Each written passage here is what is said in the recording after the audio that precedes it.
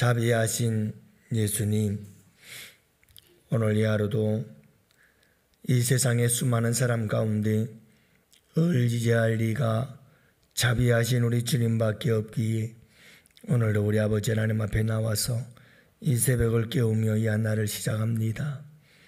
아버지 하나님, 오늘도 보호하시고 우리 주님 인도하여 주시기를 간절히 기도하옵고, 우리의 마음이 어둡고 슬플 때 우리 주님 밝고 기쁘게 우리 주님 우리의 마음 속에서 역사하시고 믿음 주시고 그리고 은혜 베풀어 주셔서 아버지 하나님 새로운 마음 갖고 살아갈 수 있도록 우리 주님께서 은총 베풀어 주시기를 간절히 기도합니다. 아버지 하나님, 우리 주님의 그 자비하심이 우리의 삶 속에 우리의 심령 속에 한없이 쏟아져서 아버지 하나님 그 자비하심을 깨닫게 하여 주옵시고, 그리고 그 자비하심을 다른 사람들에게 베풀고 나누고 흘려보내는 거룩한 축복의 통로가 될 수 있도록 우리 주님께서 은혜 베풀어 주시어서 오늘 이 하루도 우리의 삶이 자비로우신 우리 주님을 닮은 주님의 제자로의 삶이 되게 하시고, 우리 주님께서 기뻐하시고 주님이 뜻하신 바를 따라 아름다운 자비로운 삶을 살아가는 저희들이 될 수 있도록 은혜 내려 주시옵소서. 오늘 이 하루도 우리 아버지 하나님 앞에 주의 백성들의 삶을 온전히 맡깁니다. 주님 비켜주시고 보호하여 주시고 주님께서 선한 길로 인도하시옵기를 원합니다. 우리 주님께서 도우시고 역사하여 주시기를 원합니다. 우리 주님께서 치료하시고 고쳐주시기를 원합니다. 그리고 우리 주님의 이름이 높임을 받으시옵소서. 감사하오며 우리 구주 예수님 이름으로 기도합니다. 아멘. 우리 하나님 말씀을 함께 봅니다. 마태복음 12장 1절 말씀부터 8절 말씀까지를 함께 보십니다. 마태복음 12장 1절부터 8절, 이제 우리 다 같이 함께 교독하십니다. 그때에 예수께서 안식일에 밀밭 사이로 가실새 제자들이 시장하여 이삭을 잘라 먹으니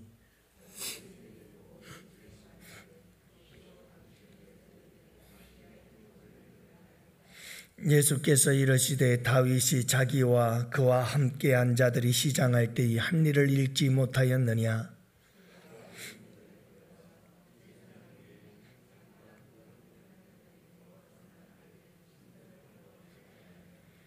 또 안식일에 제사장들이 성전 안에서 안식을 범하여도 죄가 없음을 너희가 율법에서 읽지 못하였느냐?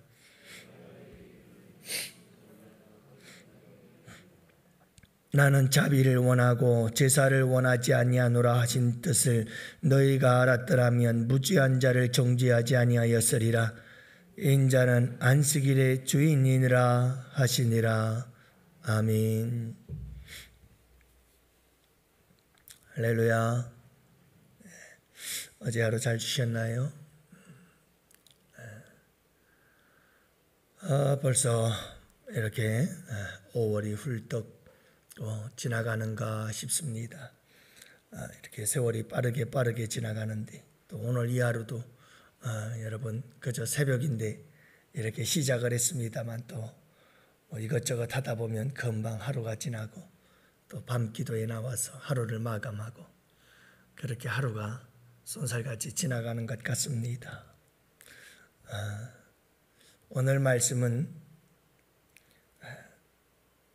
안식일 논쟁이라 이렇게 불리는 논쟁의 이야기입니다. 세 가지의 논쟁 이야기가 22장에 기록이 되어져 있습니다. 오늘은 말씀은 보면 우리 예수님께서 제자들과 함께 밀밭 사이의 길을 걸어가다가 제자들이 배가 고파서 그 밀을 따서 먹었습니다. 이것을 보았던 바리새인들, 그들은 바로 안식일에 뭐 하는 일이냐, 이거는 안식일에 밀을 이렇게 따먹는 것은 하나의 안식일을 범하는 일이라고 생각을 했거든요. 율법을 어기는 일이다 이렇게 생각을 했어요. 그래서 바리새인들이 그건 율법을 어긴 것이다. 노동을 한 것이다. 안식일에 일을 한 것이다. 그러므로 이건 율법을 어긴 일이다. 왜 이런 하지 못할 일을 하느냐라고 우리 예수님께 따지고 들죠. 그때 우리 예수님께서 두 가지 이야기를 하십니다. 다윗의 예를 이야기를 하시고 성전에서 제사장의 예를 들어가면서 우리 주님께서 그들이 다윗이 쫓길 때 도망갈 때 여러분들 아시잖아요. 제사장 진설병에 있는 떡을 먹었던 기억이 있습니다. 나 율법을 어긴 것인데 그들이 다 그렇게 했던 일들이 예가 있지 않느냐 이렇게 얘기를 하죠. 그러면서 우리 주님께서 오늘 말씀 중에서 가장 중요한 핵심 요절 구절인 7절 말씀을 우리에게 주고 계십니다. 나는 자비를 원하고 제사를 원하지 아니하노라 하신 뜻을 너희가 알았더라면 무죄한 자를 정죄하지 아니하였으리라. 이 말씀 속에서 오늘 우리에게 주님께서 주시는 귀한 도전의 말씀이 있습니다. 여러분, 우리 주님이 제사를 원하지 아니하고 자비를 원한다.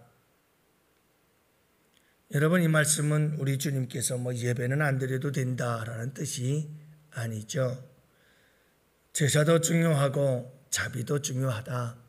하지만 제사는 드리는데 자비가 없는 삶이라고 하는 것은 그 제사가 무슨 의미가 있느냐? 예배는 잘 드려요. 예배는 시간 잘 드리고 예배는 수십 년 동안 잘 드리는데 문제는 삶 속에 자비가 없으면 배고픈 사람에게 먹을 것을 갖다 줄 수 있을 만큼의 배고픈 사람이 밀밭 사이로 가다가 너무 배가 고파서 그 밑을 조금 뜯어 먹었다 한들 그것을 자비롭게 보아주지 못하는 자비가 없는 삶, 자비가 없는 마음을 가지고 있다고 한다면 그 제사가 무슨 의미가 있느냐? 백날 첫날 예배드린다고 매일같이 교회 나가서 살면서 세상 속에서 그런 자비를 하나 베풀지 못한다면 그 예배가 도대체 뭐냐? 그 예배는 어떤 거냐? 우리 주님께서 던지는 질문이죠. 제사도 제사지만 제사를 드린다면 그 제사를 드리는 자로서의 마땅한 삶이 있지 않느냐? 그 삶이 자비를 베푸는 삶이다 라고 하는 것을 말씀하고 있는 거죠. 그러니까 제사가 중요하지 않다는 말이 아니에요. 예배가 중요하지 않다는 말이 아니에요.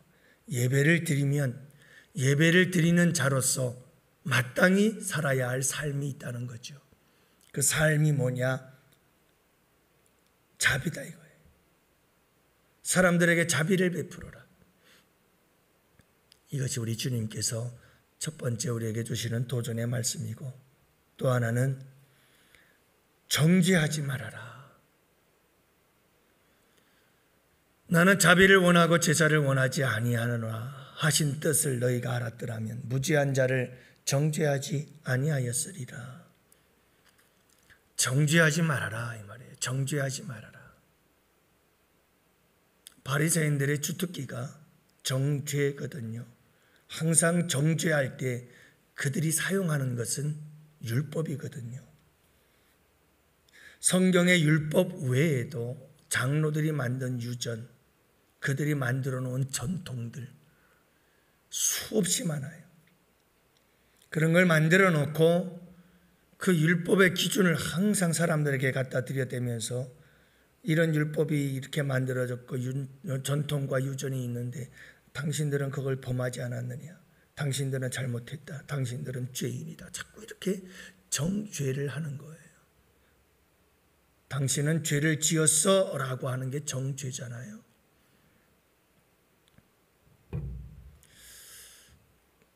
여러분, 우리가 예수님을 믿고 따르는 자들로서 조심하고 또 조심해야 될 부분이 하나 있습니다. 그건 정죄하는 거지요. 다른 사람의 죄를 자꾸 들추어내는 거죠. 다른 사람들에 대해서 자꾸 판단을 하는 거죠. 여러분, 뭘 갖고 판단하죠? 예수 믿는 사람들이 다른 사람들이 잘못했다, 다른 사람들이 죄를 지었다, 자꾸 여러분 이런 얘기할 때마다 꼭 사용하는 게 있죠. 꼭 성경 말씀을 갖고 생각해요.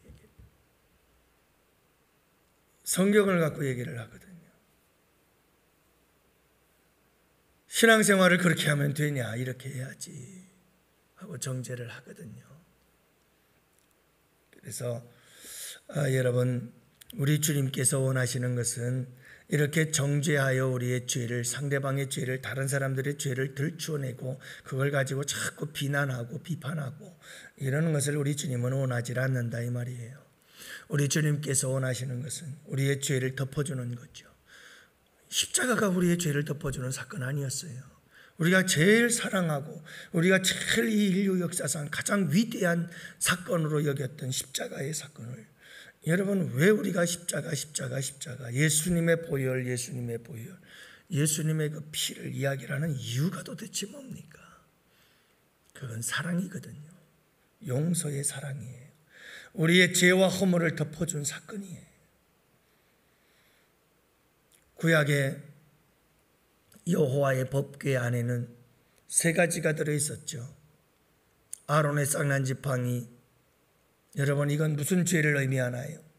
아론을 대적하고 원망하고 불평했던 이스라엘 백성들의 죄를 상징하는 죄성들이 담겨져 있습니다. 3가지가 담겨 있었잖아요. 하나님의 언약궤, 그 법궤 안에는 만나, 항아리가 여러분 또 들어있었잖아요. 그럼 뭘 상징하나요? 이스라엘 백성들이 광야에서 그렇게 원망하고 불평하고 투덜거리던, 다 이 3가지는 죄를 상징하는, 죄, 인간들이 지었던 죄들이 다 그 안에 들어있어요. 그런데 여러분, 그 죄 안에, 그 죄의 법궤 위에 어린 양의 피를 뿌렸거든요. 그래서 하늘 위에서 우리 주님께서 내려다 보실 때 우리 인간들의 죄가 보이지 아니하고 예수 그리스도의 보혈의 피가 우리의 죄를 덮은 거예요. 구약의 제사부터 시작해서 예수 그리스도의 십자가의 죽으심의 사건까지 다 하나님께서는 우리의 죄를 사하시기 위해서 십자가의 보혈로 덮어주시는, 십자가의 사랑으로 덮어주시는, 이 십자가의 사건을 통해서 우리의 죄를 덮어주시는 거죠. 지금도 우리 주님은 끊임없이 우리가 짓는 죄, 주님께서 우리가 죄를 짓는 그 현장을 수없이 현장범으로 목격을 하시면서도 우리 주님께서 우리의 죄를 용서하시죠. 70번씩 7번이라도 주님은 우리의 죄를 끊임없이 용서하고 또 용서하고 또 용서해줘요. 하루 동안에 내가 짓는 죄들을 한번 생각해 보십시오. 내가 내 마음으로 짓고 내 입술로 짓고 내가 여러분 행동으로 짓는 우리의 삶에 지어지는 죄들을 한번 생각해 보십시오. 얼마나 많은 죄들이 있습니까? 하지만 그 모든 죄들을 다 용서하시잖아요. 이게 아버지의 뜻이라는 말이죠. 그래서 뜻, 오늘 말씀이 그 말씀을 하고 있는 거예요. 너희가 알았더라면 뭘요? 나는 자비를 원하고 제사를 원하지 아니하노라 하신 뜻을 너희가 알았더라면, 하나님의 뜻이 무엇인지 제대로 알았더라면, 제대로 잘 모르고 있었던 거죠. 사랑하는 성도 여러분, 오늘 이 하루를 살아갈 때 어떻게 살아야 할까? 우리에게 하나님의 말씀 가지고, 그 기준을 가지고, 하나님 말씀의 잣대를 가지고 여러 사람들을 자꾸 판단하고 비판하고 정죄하는 것, 이거 우리 주님께서 기뻐하는 것이 아닙니다. 여러분, 가능한 한 우리는 자비를 베풀어야 합니다. 모든 사람들에게 자비를 베풀어야 됩니다. 모든 사람들에게. 여러분, 우리 주님께서 원하시는 게 그겁니다. 이렇게 나와서 우리가 주님께 예배드리고 주님께 기도하고, 이것도 상당히 소중한 일이죠. 참 복된 일입니다. 그러나 그럼에도 불구하고 더 중요한 것은 오늘 여러분 이 자리를 떠나서 여러분들의 삶의 자리에서 여러분 자비를 베푸는 겁니다. 사람들을 불쌍히 여길 줄 아는 겁니다. 사람들의 죄를 덮어줄 줄 아는 겁니다. 사람들에게 사랑을 베풀고 용서를 베풀 줄 아는 것입니다. 여러분, 배고픈 사람들의 그 배고픔을 헤아려 주는 것입니다. 고통당하는 자의 그 고통을 헤아려 주는 마음입니다. 여러분, 이런 마음이 자비로운 마음이죠. 우리 주님이 원하시는 것이 그거라 이 말이죠. 오늘 우리 예배가 잠도 못 자고 나와서 드리는 이 새벽 기도가 더 가치 있고 더 의미 있고 더 복되고 더 은혜로운 예배가 되기 위해선 오늘 우리의 삶에 자비가 있어야 된다는 겁니다. 여러분, 다른 사람들에 대해서 자비를 마음껏 베풀며 사십시오. 그럴 때 이 예배가, 이 새벽 기도가 더 특별한 것이 되는 거죠. 새벽 예배는 늘 나오는데 삶 속에서 다른 사람들에게 자비를 베풀지 못하고 늘 정죄하고 다른 사람들을 판단하고 비판한다면 이 도대체 우리의 이 잠을 자지도 못하고 나와 새벽을 깨우며 하는 이 예배가 어떤 의미가 있겠는가 우리 주님이 물으시는 거예요. 그러므로 여러분, 도전을 받으시고 오늘 이 하루를 살아갈 때 여러분들의 삶의 자리자리에서 많은 사람들에게 아름다운 자비를 베풀 수 있는 복된 이 하루가 되시기를 주님의 이름으로 축복합니다. 오늘 복된 이 하루가 되시기를 주님의 이름으로 축복합니다. 이 시간 우리 다